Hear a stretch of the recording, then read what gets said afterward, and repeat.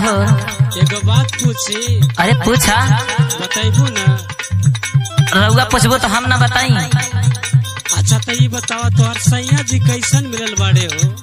अरे सुना बतावा थी।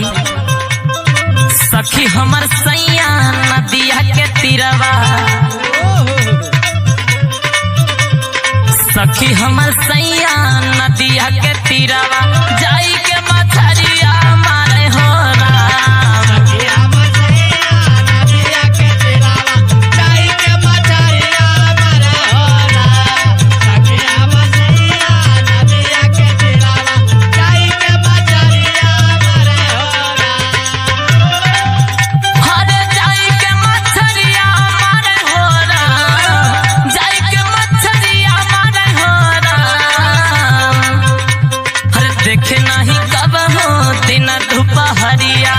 देखे नहीं कब हो दिन दुपहरिया, जाई के मछरिया मारे हो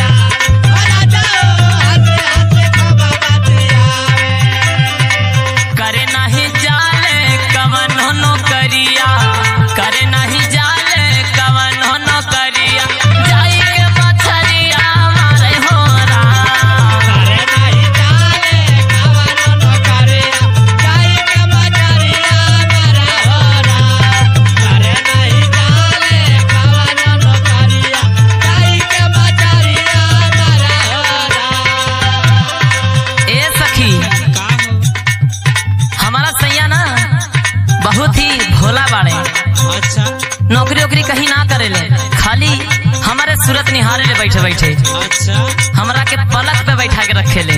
ऐसा बात बा? हाँ सुना सुनाओ। सैया बाड़े टिटहिरी जस पातर, एको दिन नहीं करे ले आतर।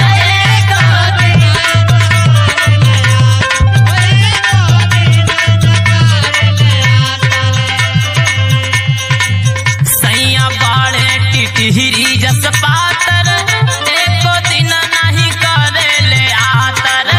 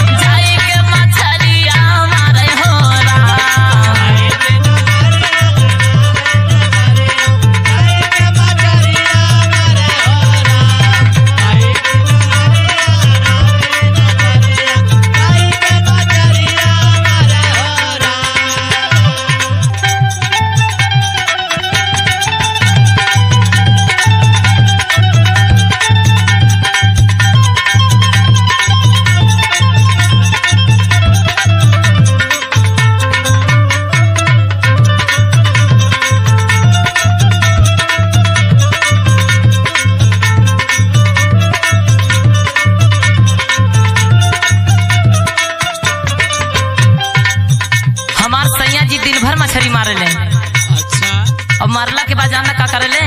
का करे ले हो? बतावा थी सुना। गड्ढा खोदी खोदी खूब जियावे, साँझ सुबेरे चखना लगावे।